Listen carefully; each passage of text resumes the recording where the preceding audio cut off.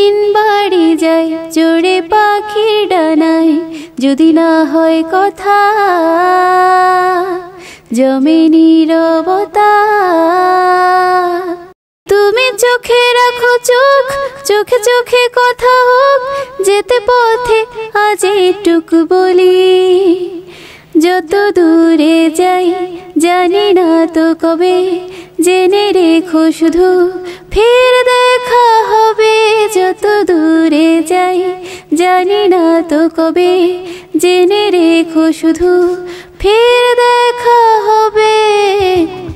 কুরবানির ঈদ মানেই মাংস রুটি খাওয়ার ধুম, আর সব বাসায় মাংস কাটাকাটির অনেক আয়োজন। আমার আব্বু তো সবসময় কুরবানির ঈদের আগের দিন সন্ধ্যার সময় নামাজ পড়তে যাওয়ার সময় কাটাকাটির সব জিনিসগুলো নিয়ে যেত, ওইগুলোকে ধার করে নিয়ে আসতো, আর ঈদের দিন আমাকে বলতো যে নে নে এগুলো সব তোর জন্য আমি ধার করে এনেছি অনেক শখ করে মাংস কাট। তা আমার কাছে মাংস কাটতে খুব ভালো লাগতো ঈদের দিনে, আমি কাউকে ধরতে দিতাম না, বলতাম যে না সব আমি একাই কাটবো। আমাদের বাসায় যে হেল্পিং হ্যান্ড থাকতো দেখা যেত যে ওকেও আমি ধরতে দিচ্ছি না, বলতাম যে না আমি একাই সব করব, এবং আমার ভালোও লাগতো করতে। আর সারাদিন কাটাকাটির পরে সন্ধ্যার সময় আব্বু নেহারি রান্না করতেন নিজের হাতে, ওটা সবসময় আব্বুই রান্না করতেন, আর আমাদের দুই বোনকে দিতেন রুটি দিয়ে খাওয়ার জন্য, ভীষণ টেস্ট হতো ওইটা। আর আব্বু খুব ভালো রান্নাও জানতেন, আব্বুর হাতের রান্না অনেক মজার ছিল। আর কুরবানির মাংস টেস্টই আলাদা, একদম তাজা তাজা। দোকানের যে মাংস ওইটার টেস্ট তো আসলে কুরবানির মতো হয় না, জানি না এটাতে হয়তো আল্লাহরই একটা অন্যরকম রহমত থাকে সেই কারণে। তো এখানে তো কুরবানির সেই মাংস বা ওই আমেজগুলো নেই, যার কারণে আমরা ভাবলাম যে ঠিক আছে তাহলে বাইরে থেকে বাফে খেয়ে আসি। আমরা অবশ্য মাংস রুটির আয়োজন করেছি বাসায়, তো ভাবলাম যে ঠিক আছে ওইটা পরে খাবো, একটু বাইরে থেকে ঘুরে আসি। তো আমরা চিন্তা করলাম যে অ্যাশলে কুইন্সে যাই, ওদের বাফেটা খুবই মজার হয়। আমাদের বাসার এদিকেও একটা ছিল, কিন্তু আমরা গিয়েছি হান রিভার ব্রাঞ্চে, কারণ এখানে গেলে দেখা যাবে যে একটু ঘোরাঘুরিও হবে আর সেই সাথে খাওয়া দাওয়াটাও হবে। আর এই ব্রাঞ্চটা একদম পানির মাঝখানে একটা ক্রুজের মধ্যে।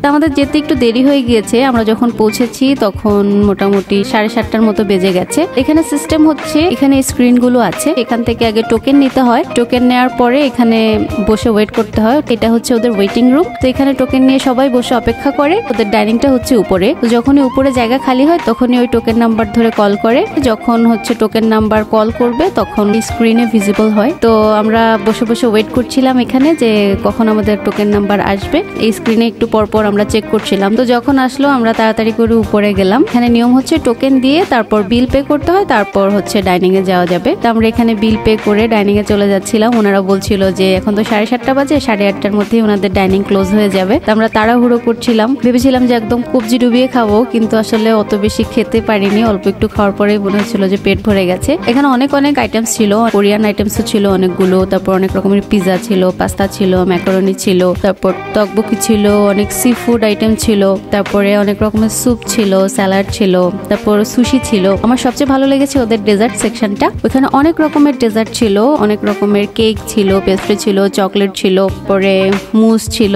আমার খুব গরম গরম কিছু খেতে ইচ্ছে করছিল, তো আমি ভাবলাম যে একটু স্যুপ ট্রাই করি। এখানে একটা ক্রিম স্যুপ ছিল, ওই স্যুপটা এর আগেও আমি একটা ইটালিয়ান রেস্টুরেন্টে খেয়েছি, তো ওইটাই নিলাম আজকে, ওইটা খুব ভালো লাগে আমার। আর এখানে অনেক রকমের রাইস ছিল, আমরা একটু রাইসও ট্রাই করেছিলাম। এখানে একটা ম্যাঙ্গো ইয়োগার্ট ড্রিঙ্ক ছিল, ড্রিঙ্কের মধ্যে এটা ভীষণ মজা ছিল। আর এছাড়াও ছিল লেমনেড, অ্যাপেল জুস, আর সেই সাথে অনেক ধরনের সফট ড্রিঙ্কসও ছিল, Mountain Dew, Fanta, Coke, Pepsi, 7 up সবকিছুই ছিল।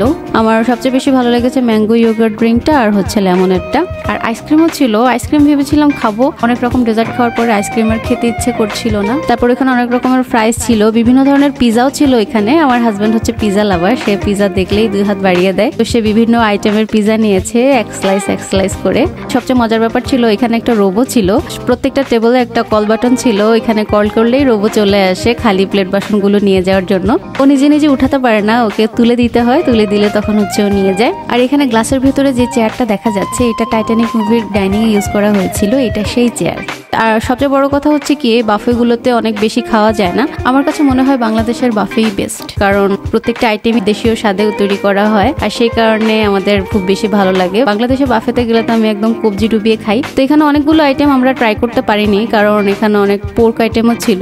বাংলাদেশের মতো এত মজার খাবার আমার মনে হয় না অন্য কোনো দেশে আছে। আমাদের ফ্যামিলির সবাই মিলে যখন আমরা একসাথে কোথাও ঘুরতে যাই বা কোথাও খেতে যাই, তো সবাই মিলে অনেক মজা করতাম, হাহা হিহি, অনেক দুষ্টুমি, অনেক কথা, অনেক গল্প। তো ওই কথা কথাগুলো আমার খুব মনে পড়ছিল যে আহারে মানুষগুলো তো অনেক দূরে আছে, অনেক অপেক্ষায় আছে সেই প্রিয় মুখগুলোর সাথে আবার বসে গল্প করার জন্য, আড্ডা দেওয়ার জন্য। তো খাওয়া দাওয়া শেষ করে আমরা এখন বাসার পথে চলে যাচ্ছি। তো আমার মতো কারা কারা আছেন যারা দেশের বাইরে থাকেন, ফ্যামিলিকে অনেক বেশি মিস করছেন কিংবা ঈদে বাড়ি যেতে পারেননি, আমাকে অবশ্যই কমেন্ট বক্সে জানাবেন। তো আজকের মতো এখানেই বিদায় নিচ্ছি। সবাই অনেক ভালো থাকবেন, সুস্থ থাকবেন আর আমাদের জন্য দোয়া করবেন। আসসালামু আলাইকুম।